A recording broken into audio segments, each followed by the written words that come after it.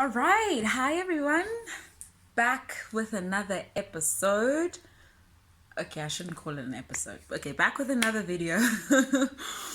And today I'll be discussing the different houses. Dun, dun, dun. Oh! Okay, so if you're new to astrology, if you've just been getting into it, you've got your birth chart, you're reading, you're on Cafe Astrology and you're reading, it's probably giving you the lowdown on what's happening. But if you just want some more info, I'm here for you. Okay, so in astrology, just like how we have 12 signs of the zodiac, we've actually got 12 aspects, or rather 12 houses, that are actually a slice of each piece of the zodiac, really. Because if you think about it, the entire zodiac does represent a whole person, or in this case, the houses, which are sort of influenced by each planet. I mean, oh gosh, she can't speak yet. It's not even Mercury retrograde yet. Okay. So each house carries the energy of a certain sign of the zodiac, which is why, guys, you can't just be like, oh, I know I'm an Aries. No, technically, no, that's you're a whole person, and that's why astrology is such an amazing tool. And I just want everyone to just get with it. Get with it so you can just maneuver yourself and have better relations with people, because once you understand your energy, you're able to go out into the world and basically interact with people in a better way. You know, things are just going to be harmonious. Hello, you can tell I've got Libra energy. Everybody's got Libra somewhere in their chart. Everyone's got something of each in their chart, and that's why I'm going to be talking about the 12 houses. Okay, so typically the first house I'm going to start is actually ruled. So it actually, if you know the 12 signs of the zodiac, literally the houses they correlate with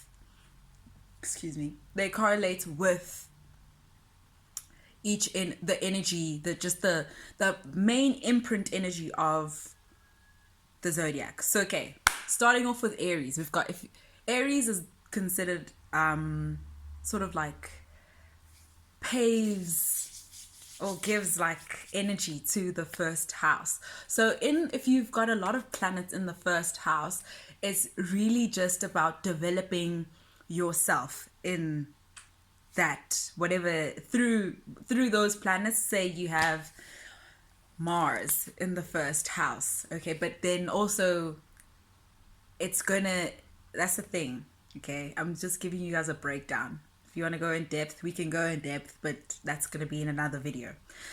So this is just basic. So let's say you've got Mars in the first house, that's just how you assert yourself. So Mars, what is it? How you assert yourself, your will, your energy, how you get things done. It's your sort of like masculine sort of principle, I'd say. Some astrologers would probably be like, no, but okay, this is what I'm saying. I'm saying that's how I see it. Okay, so again, let's just actually describe and that's actually funny because I said Mars in the first house. Okay, that's a really good example. But anyway, so first house ruled by Mars, aka Aries. Sorry, it's actually ruled by Aries, but Aries is ruled by Mars. Okay, each sign of the zodiac has a ruler, has a planetary ruler. Let's just understand that. Okay, cool. So first house, I've been saying this, hey? Okay, the video starts and now. Okay, cool. First house is Aries, and Aries is ruled by Mars, and it denotes our will, like one's own will. So it's very much self-aware, right? Cool. And I should actually get like a whole circle. Hold on. Okay, I'm back. It literally took me a few minutes, but anyway, so holy shit, you guys are not going to be able to see it, the lighting. Okay, I found somewhat better lighting. The whole house is like this. Okay, anyway, so this is a quick birth chart I just drew up. Okay, well, not really, this is just the houses. Okay, as you guys can see, we've got the first house here in the lower quadrant. Okay, so think of it, it's literally a pie, right? So we're just going to think of it in the four. We can tell it didn't do well in math. Okay, 4 quadrants. Okay, so we've got the first, second, and third houses in the 1 quadrant. We've got the 4th, 5th, 6th in the 2nd quadrant. We've got the 7th, 8th, and 9th in the 3rd quadrant. And we've got the 10th, 11th, and 12th houses in the 4th quadrant. Okay, so now each quadrant has a sort of overarching sort of like theme. Okay, so the first quadrant, so 1, 2, the first 3 houses, represents your sense of self. So it's about your self-awareness. Okay, the second quadrant, so that's houses 4, 5, and 6, represent how you integrate what you've learned about yourself, and you're gearing up to use it with the 7th, 8th, and 9th, when you become aware of other people. Hello, you're a human being, you don't exist alone. Okay, cool. So 7th, 8th, and 9th have to do with the awareness of the other person or others. And then the 10th, 11th, and 12th, so that's generally your groups. We see bigger organizations and groups form from this because you've understood who you were, who you are, you're integrating that into a meaningful way, working with others, being aware of others and how you relate with others, and then relating and just being with others, and then totally just dissolving. Okay, I'm gonna get into it. Okay, great. Okay, dissolving is not a bad thing. It's not a bad thing. Okay, cool. Right, let's get into it. So I said Aries, right, is typically the energy of the first house. Okay, so just like in the Zodiac, right, Aries typically is an energy that's very, it's a cardinal. Okay, I'm going to give you the modalities and also the elements of each house and like the signs, but I'm sure some of you are aware, but it's okay, I'll just do it again. Just so you truly understand why everyone really has all of this, because it's everyone. It's just, and even, okay, cool. You can tell I'm like, my brain is just like, cool. So, yeah, Aries, the first house. I said that makes sense because if you think of typically Aries energy, so with the modality is a cardinal sort of, it's a cardinal sign, and that means it's a initiator. They initiate. All the cardinal signs initiate things. They initiate the seasons. So the beginning of summer, winter, autumn, spring, literally you'll see the cardinal signs, or they're in actually, yeah, they initiate the seasons. But even so, an Aries person is a very, typically very impulsive, and impulsive, it doesn't mean, it's not really bad or good, but it's just when they want to do so, they get really fired up. Also, it is a fire sign, so their will to do something. Okay, Aries is the sort of, what's it, the, I don't want to say slogan because that sounds so bad, but okay, generally Aries is I am. So they're very, they'll let you know what it is they're about, what they don't like, what they like, that sort of thing. So very self-aware. So that's when you come into this world and you're like, hey, I'm like, yes, like I'm human, but it's like I'm this particular human being who is X, Y, and Z. That's the Aries energy, and that's the energy of the first house. It's very much about yourself and the desire to express your will. Okay, cool. Then typically we come to, sorry, I don't know why I said typically. Okay, then we come to the second house, right? And the second sign of the zodiac is actually ruled by Taurus. And Taurus has now learned from the Aries energy, because that's the thing about the zodiac. It's a continuation of all these energies. So we start in Aries, we say, hey, this is me. Then we're like, okay, how do I, what actually makes me me? So like that's when we start developing our values. So Taurus is actually ruled by Venus, and what that means is Venus is actually a sign of understanding how you relate to others and yourself. So how you find value in others, because when you're interacting with people, it's a thing of your values, really. Like it's an exchange of your values, because you won't interact with somebody based off X, Y, and Z, whereas you'd also see I'm speaking so quickly. Whereas you'd also speak to someone who does display certain like values and those sort of things. It's just how we maneuver in the world. So because now you're defining yourself in Aries, you're like, hey, this is me. But then Taurus is just like, okay, this is me, and these are the things that I value.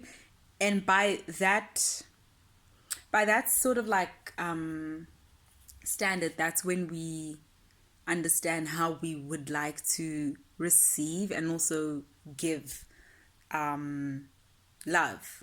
Okay, so because Venus is also associated with love and just our interpersonal relationships, like our one-on-one relationships.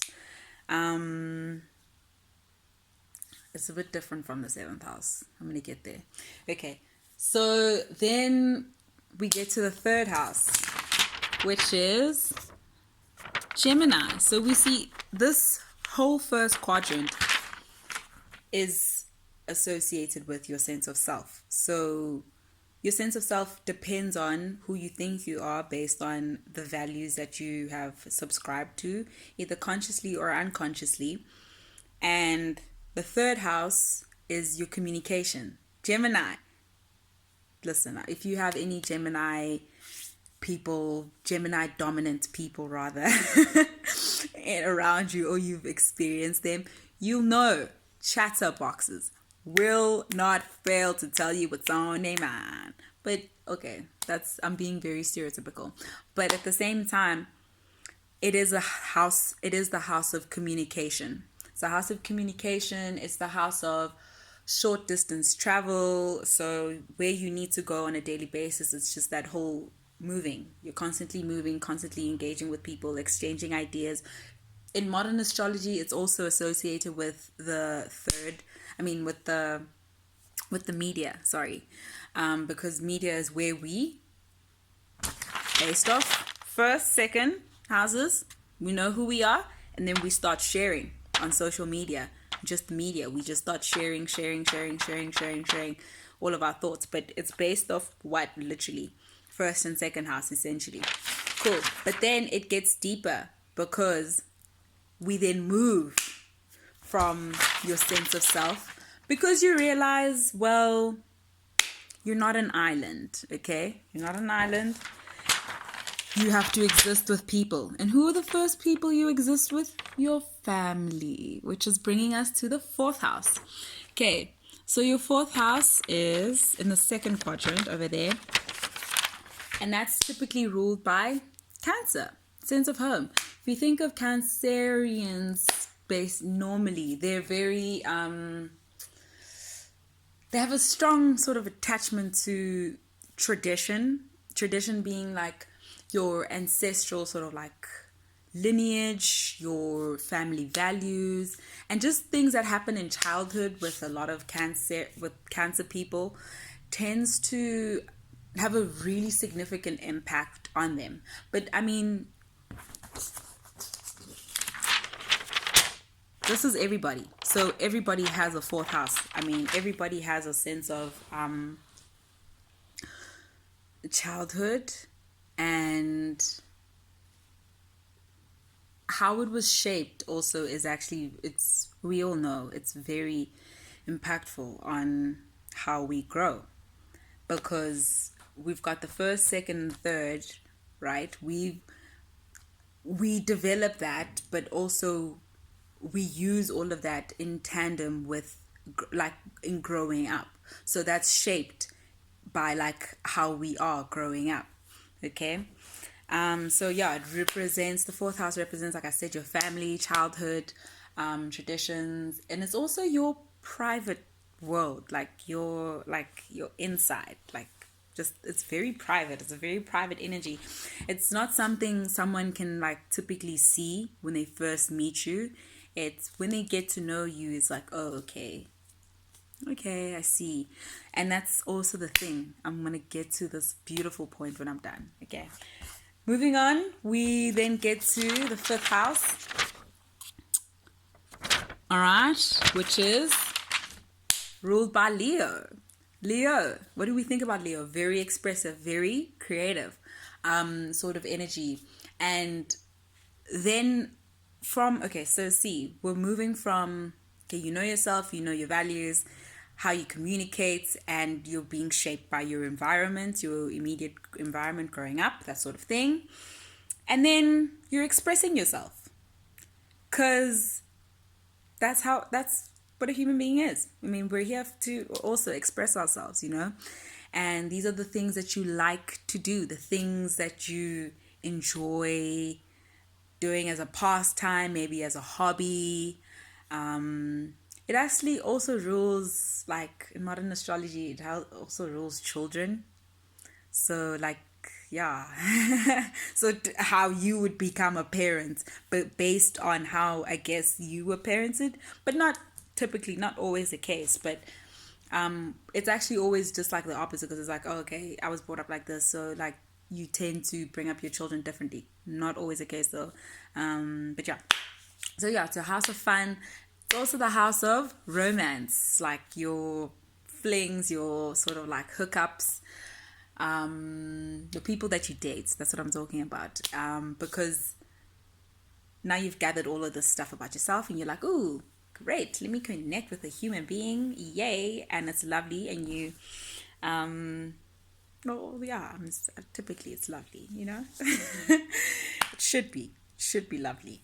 Okay, so then that's how you sort of like express how you are in the dating sort of like dating sphere, because now you've accumulated all of this knowledge of yourself and like how you were shaped, and now you want to express all of that.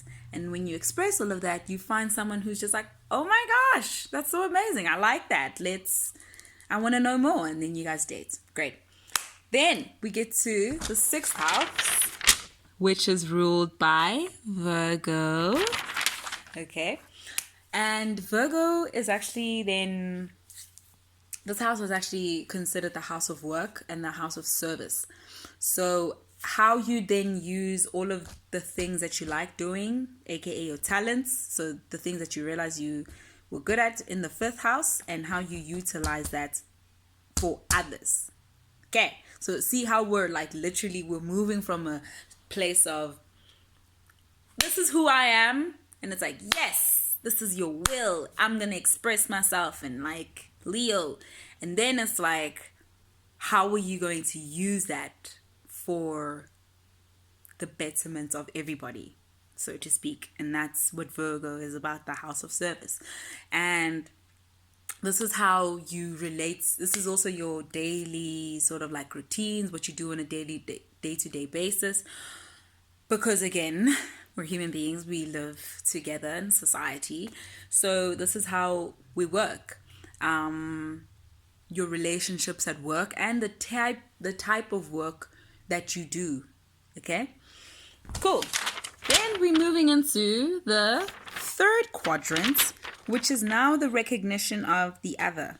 Because now we're working, okay, right? We're working in the sixth house, but then who are we working with? Okay, this is not really we're not there yet where it's just we're gonna be working with robots. But anyway, we're still working with human beings. So great.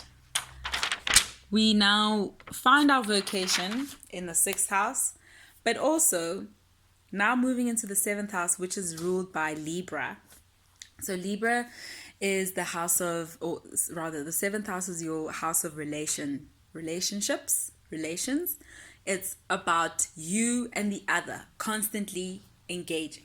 How will you want? Okay, I know I said in the second house it's ruled by Venus, which is actually very trippy because Libra is also ruled by Venus. So it's that recognition of the other and how you relate to the other. But it's more emphasized in the seventh house because the house is actually considered the house of marriage. So this is like your long-term sort of like partner or partnerships that you engage in, because also now you've got the influence of the sixth house, the energy of the sixth house, which is your vocation and what you're here to do and the services and that what as a person. And you then connect with people, maybe like-minded people generally, and you guys form partnerships, either romantic or business-wise. But it's about how you relate to the other person. Okay, great. Then we get to the eighth house, which is actually very interesting for me. Okay, cool. I think it's very interesting. Cool. A lot of people are scared of the eighth house. A lot of people, okay, so the eighth house is ruled by Scorpio. And a lot of people do know that Scorpio energy is very intense. It's very intense because it realizes that nothing really stays the same. I don't know how to, that's the only way I can express that. Because we get into relationships, but things happen. Like you're now relating with another person in the seventh house, but then outside sort of like forces happen. Because I mean, you've been using really your will this whole time, but then in the eighth house, and that's also the thing, like from the seventh house, really, I would say that's when like the wheel of the zodiac literally just spins backwards, because the first six houses, or the first six houses are concerned with how you are developing, nah? Great. So from the 7th to the 12th house is how you're evolving, because we realize things don't stay the same, and that's what the 8th house is about. Typically associated with death.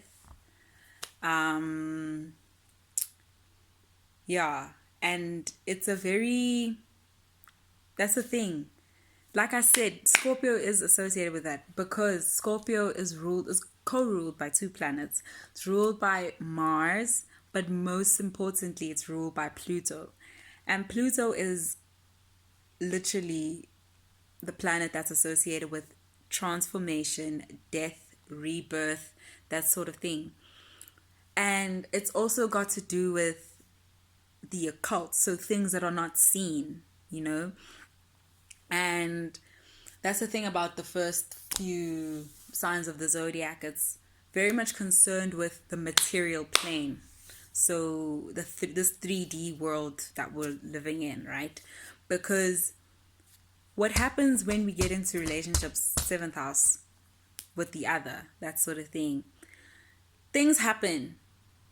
And like you like, because you guys are always relating and that sort of thing, I'm being very basic now and right now. Okay, you're always relating, but there are things that are also happening that no one really knows of, and like that causes one to like change. I don't know if I'm like speaking from experience but do you know what I mean? So yeah,